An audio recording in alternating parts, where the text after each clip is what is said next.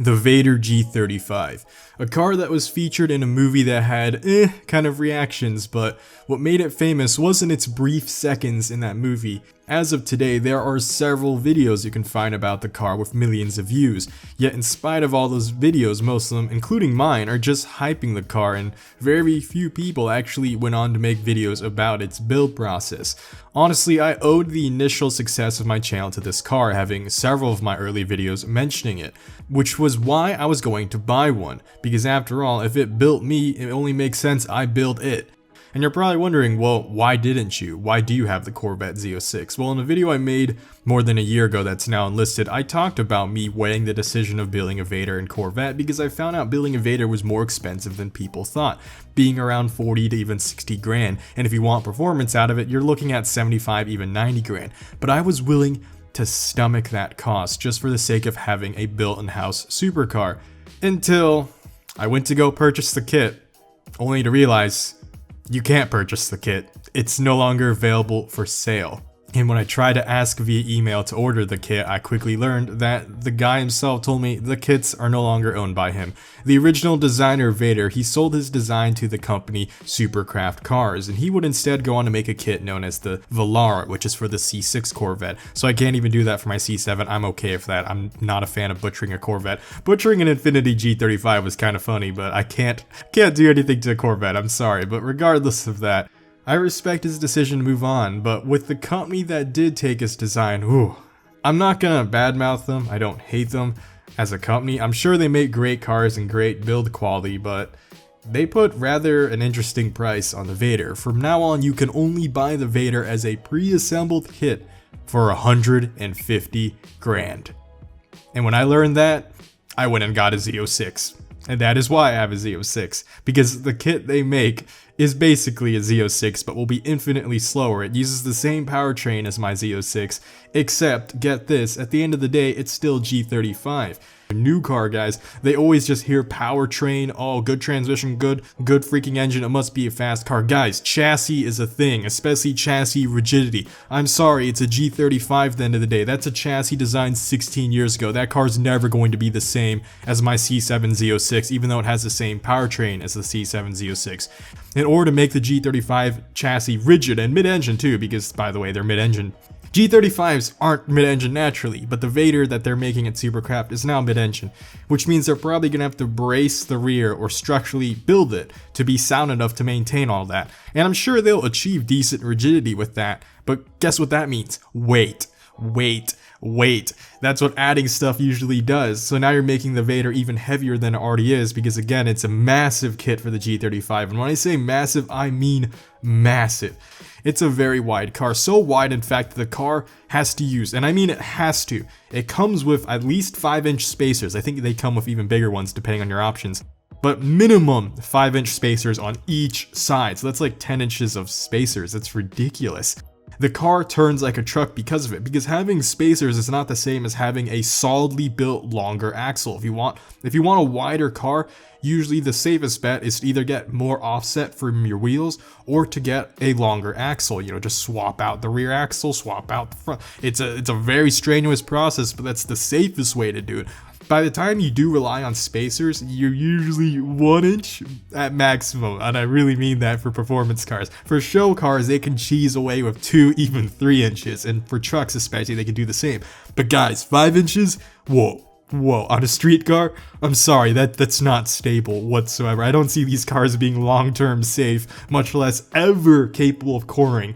It's not a wide enough chassis. They have to rely on spacers. And finally, the biggest kick to the nuts is the fact that it is designed for 22-inch wheels. Look how massive these wheel wells are. You can put smaller wheels for performance, but that'll make the car ride too low, and then you can of course lift the car, but then it'll look like a freaking 4x4. And if you know anything about 22s, they're not very good for performance. When the fastest cars in the world are still using 20s, what does that say about how slow a 22 must be on a car that barely has 300 horsepower? Contrary to popular belief that the Vaydor has better aerodynamics than the G35, it's not true in the sense that because of the spacers, because of the massive wheels, because of the fact that it's heavier, it's actually slower than the stock G35. Now again, for the sake of looks and for its price, it was worth it. if it sounds like I'm hating on the original G35, Vaydor G35 owners, I'm not, alright? You guys for 40 grand to 50 grand that you built in your garage got a great car. But back to the topic.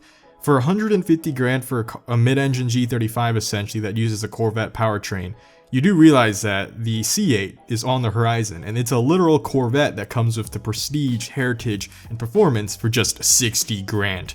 Who's going to still order a mid-engine Vaydor powered by a Corvette when they can just get a mid-engine Corvette powered by a Corvette? Wow, that was redundant. Anyways, it's a fraction of the price, and that thing's gonna kill the competition. Hell, there are so many cars you can get for 150 grand. If you want an authentic supercar, you can get actual Ferraris for that price, actual Lamborghinis for that price, a good old Audi V10 Plus for that price, used McLarens for that price. For non-supercars, you can buy very high-end performance cars like Corvettes, Porsche 911s, Jaguar F-Type SVRs, and Nissan GTRs, all of which are more of a daily drive, half supercar, half-esque experience, still fraction of the price.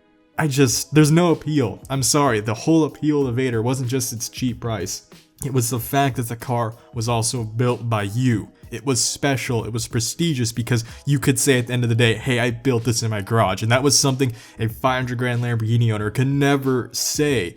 And that's why your 40 grand G35 kit car was still pretty impressive, because it was an original design. You didn't just make the G35 into a Lamborghini replica, you turned it into something that looked really nice for a really affordable budget. Who cares if it was slow? Admittedly, it was cool, I loved it, I admired it. I never hated it until now, because I have no choice but to hate it for that price.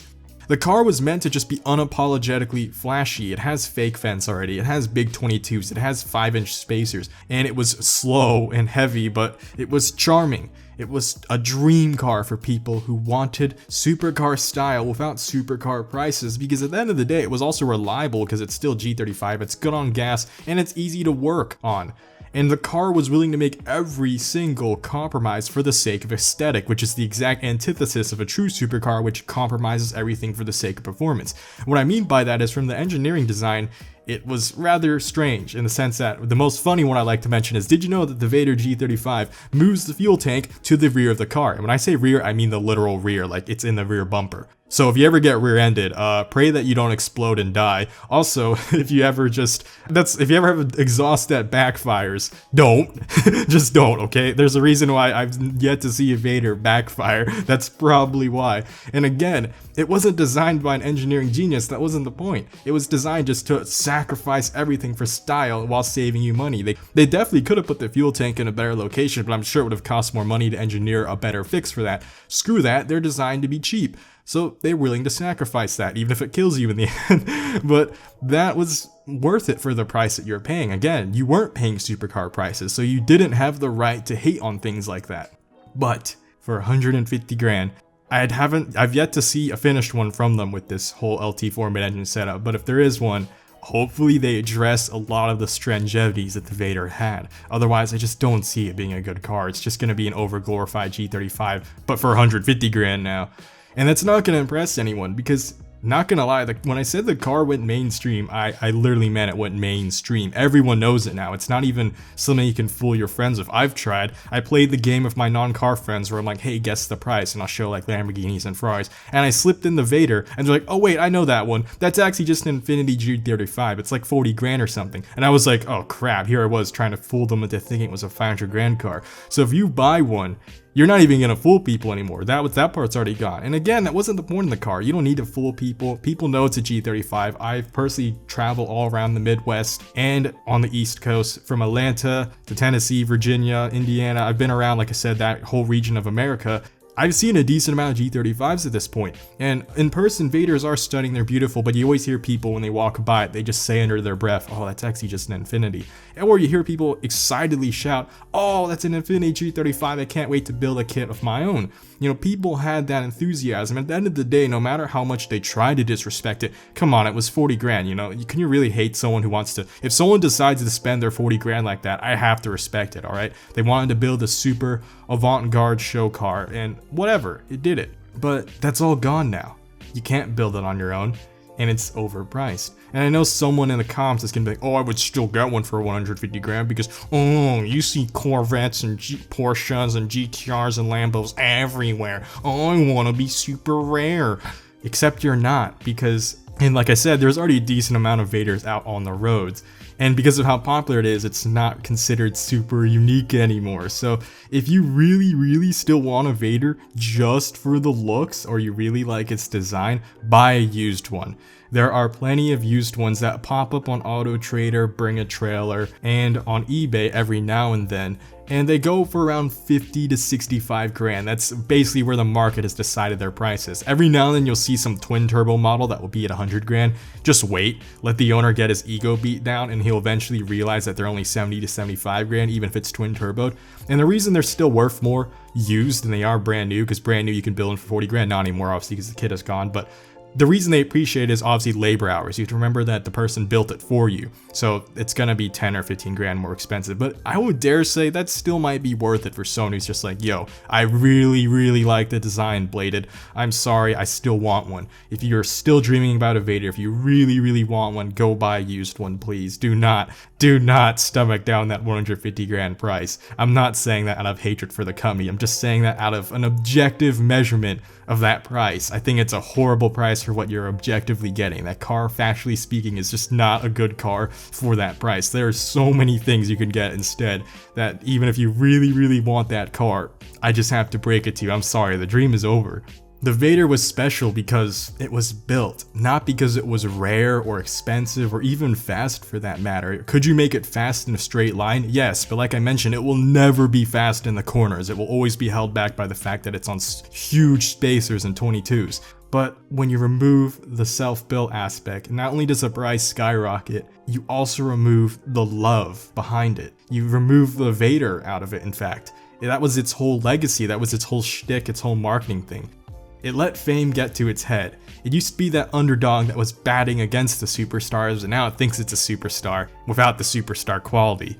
So goodbye, Vaydor. Anyways, thanks for watching. See y'all next time. Bladed Angel out.